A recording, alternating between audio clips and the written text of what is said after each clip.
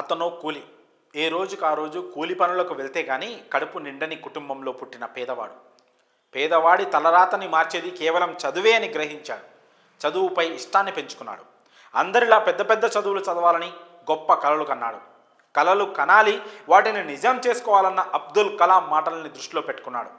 వాటిని సాకారం చేసుకోవడానికి ఎంతో శ్రమించాడు. రోజు కూలి పనులకు వెళ్తూనే తీరిక సమయాల్లో కష్టపడి చదివాడు.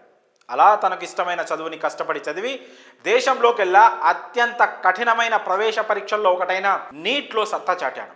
ప్రస్తుతం తనలాంటి లక్షలాది పేదవారికి ఆదర్శంగా నిలిచాడు. ఇక ఈ యోధుడి గురించి పూర్తి వివరాలను ఇప్పుడు మనం తెలుసుకుందాం. వెస్ట్ బెంగాల్కు చెందిన 21 ఏళ్ల రోజువారీ కూలీ సర్ఫరాజ్ రోజుకు కేవలం 300 రూపాయలు సంపాదిస్తూ నీట్ 2024 పరీక్షలో 720కి 677 స్కోర్ను సాధించాడు. గత 2 ఏళ్లుగా సర్ఫరాజ్ తన కుటుంబాన్ని పోషించుకోవడానికి డాక్టర్ కావాలనే తన కలను కొనసాగిస్తూ ఇటుకరాయి పనిని చేస్తున్నాడు. ప్రతిరోజు పనిలో 200 నుంచి 400 ఇటుకలను మోసుకెళ్లి కఠినమైన శారీరక శ్రమను చేస్తున్నాడు. ఆర్థిక కష్టాలు, సామాజిక హేళనలకు ఏమాత్రం లొంగకుండా సర్ఫరాజ్ కష్టపడి చదువుకున్నాడు. పొద్దున్నే 6 గంటల నుండి మధ్యాహ్నం 2 గంటల వరకు కష్టపడి పనిచేసి మధ్యాహ్నం నుంచి రాత్రి దాకా చదువుకునేవాడు. చదువుకుంటూ సర్ఫరాజ్ అనేక సవాళ్లను ఎదుర్కొన్నాడు. పగిలిన స్క్రీన్ ఫోన్నే తన బడిగా వాడుకున్నాడు. ఆ ఫోన్ ద్వారానే చదువుకున్నాడు. యూట్యూబ్లో అలక్ పాండే నీట్ వీడియోలు చూస్తూ ప్రిపేర్ అయ్యాడు. సరైన పైకప్పు లేని తన ఇంట్లోనే చదువుకున్నాడు. అతని ప్రయాణంలో అతని తల్లి ఎంతో కీలక పాత్ర పోషించింది.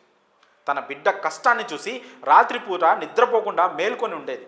తన బిడ్డ అవసరాలను తీర్చేది. నీట్ 2024లో ఉత్తీర్ణత సాధించిన సర్ఫరాజ్ కోల్కతాలోని నీల్ రతన్ సిర్కార్ మెడికల్ కాలేజీలో అడ్మిషన్ పొందాడు. అతని సంకల్పం, అపార కృషికి అలక్ పాండే ఫిదా అయ్యాడు. సర్ఫరాజ్కి సాయం చేసేందుకు ముందుకొచ్చాడు. అతని ఇంటికి వెళ్లి కలిశాడు. సర్ఫరాజ్ కాలేజీ ఫీజు కట్టిస్తానని హామీ ఇచ్చాడు. అతనికి కొత్త స్మార్ట్ ఫోన్ను గిఫ్ట్గా ఇచ్చాడు. ఇంకా అతని చదువు కోసం 5 లక్షల రూపాయలు అప్పుగా ఇచ్చాడు. ఇలా కష్టాలు వేధిస్తున్నా కూడా కృంగిపోకుండా కష్టపడి చదివి నీట్ క్లియర్ చేశాడు సర్ఫరాజ్.